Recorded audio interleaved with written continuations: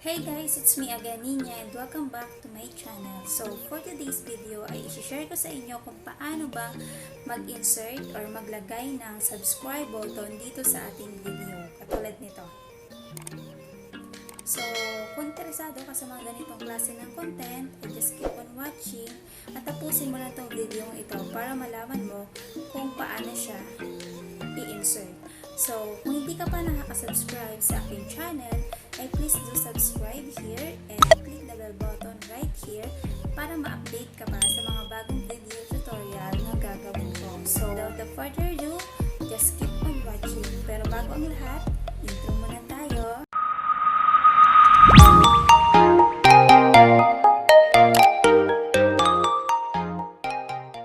So, nandito na tayo sa ating screen recording. So, ang first step natin gagawin ay to download the subscribe button animation kung hindi pa kayo nakaka-download nito. And kung wala pa kayo nito is pumunta lang kayo sa Google. Click natin yung Google and search nyo yung subscribe button. Subscribe button animation. Subscribe button animation, then search. So, and then, punta kayo dun sa may videos. Here. Sa videos. And mamimili kayo dyan na may nakikita kayong green screen or YouTube, After Effects, and no copyright, transparent, game master, so ganyan. So, dito tayo sa green screen.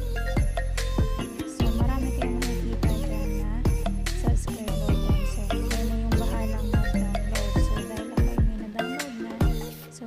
pupunta dyan. Second one natin na gagawin ay pag-edit. So, ilalagay natin siya doon sa ating video. So, ang gagawin na natin is ang video editing ko na gagamitin ay ang KineMaster. So, click natin yung KineMaster. KineMaster. So, ayan. So, magki-create tayo ng new project. So, pindutin lang natin yung malaking bilog na may plus. So, pindutin lang natin yan. And then, may makikita kayo dyan, project assistant and empty project. So, pupunta tayo dun sa empty project. So, yan, pindutin natin yan. And, pakikita nyo dyan yung media, layer, voice, audio. So, pupunta tayo dun sa media and background. So, pwede kayong mamili ng gusto nyong background dyan. So, ang pipiliin kong background is black na lang. Pahahabain lang natin siya or i-click lang natin yan and anong tawag nito? Pahahabain lang natin siya. So, halimbawa ay mga nasa 20. So, gagawin kong 20. So, 20.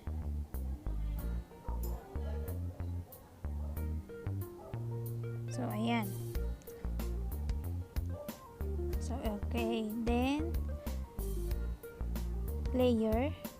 So, halimbawa ay magvi-video ako. So, ito yung video ko. Halimbawa ito.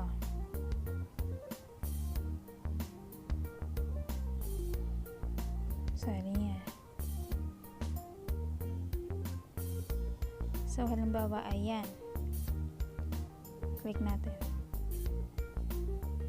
Hey guys, it's me again, Ninya. So, i-cut lang natin yung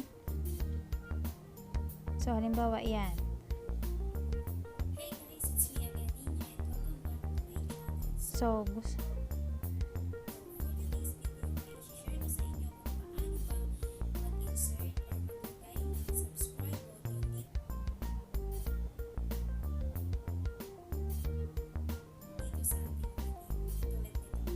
yon, doon ko siya ilalagay. So, sa tinuro niya. So, ang gagawin ko is layer and then media and hanapin nyo yung dinownload yung green screen animation. So, nandito sa akin ay nandito siya. Ayun. So, ito na lang. So, yun. Yan. Yan yung gagamitin ko. So, yan yung gagamitin ko. So, itututo ko lang siya dun sa tinuturo nung kamay. So, pahabain ko lang yung background para makita nyo. So, yan. So, paano mawala yung green? So, ituturo ko siya. Yan. Napapansin nyo, meron kayong nakikitang green dyan sa sa kanyang screen. So, kaya siya ginawang green screen effect. So, ilalagay ko lang siya dun sa may kamay. Dadrag ko lang siya. Pwede nyong i-drag, pwede nyong palakihan, pwede nyong paliitan. So, ang gusto ko is paliitan lang siya and yan, ilalagay ko lang siya dito sa tinuturo. Ayun. So, pwede rin palakihan siya. Yan.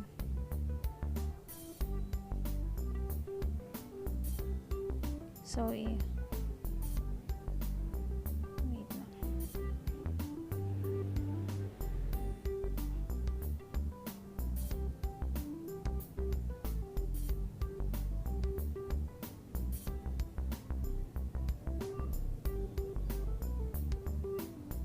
Tingnan natin kung nandun na siya sana. So, yun. Perfect. So, napapansin nyo, mayroon pa dyang green na makikita. So, tatanggalin natin yan. Ang gagawin lang natin is, i-click natin yung green screen and then hanapin nyo yung chroma key. So, ito yung chroma key. And then, i-enable lang natin. So, and then, yun na, nangingitim na siya. So, yan yung mapapansin nyo. And then, okay na natin yan. So, nawala na siya. So, ganun lang yung gagawin natin. So, ulit natin. Hey guys, it's me again, Inyo, and welcome back to my channel. So, for today's video, i-share ko sa inyo kung paano ba mag-insert or maglagay ng subscribe button dito sa So, perfect. So, ganyan lang po kasimple ang paglagay or pag-insert ng subscribe button dito sa mga videos natin. So, very simple lang po yung paglagay. Basta alam nyo po yung gagawin nyo. And, yun po yung gamit ng chroma key sa green screen. So, depende po yan sa kulay na gusto ninyo. So, kapag ibang kulay naman yung gusto ninyo, ay pindutin nyo lang yung key color. So, yan. At mamimili kayo dyan ng mga kulay na sa screen ninyo. So, ganun lang po siya kasimpleng gawin. And, kadalasan kasi ang ginagamit is colored green. Kaya, mas madali siyang ma-detect. So, ganun lang po kasimple ang paglagay or pag-insert ng mga ng subscribe button dito sa ating video. So, that's it for today guys. So, I hope na nag-enjoy kayo sa video tutorial na ito. So, alam ko may natutunan na naman kayo and very simple lang to guys. So, kaya ganito yung gagawin mo sa iyong mga video. So,